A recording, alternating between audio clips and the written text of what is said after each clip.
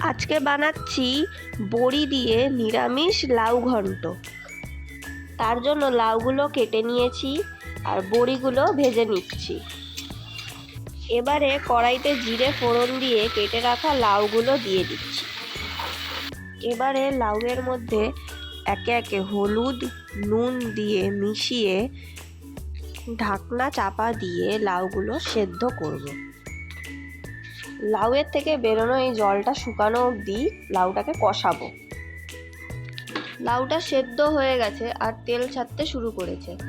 এই সময় ভেজে রাখা বড়িগুলো দিয়ে লাউটাকে ভালো করে নাড়িয়ে চাড়িয়ে আর একটু কষতে দেব।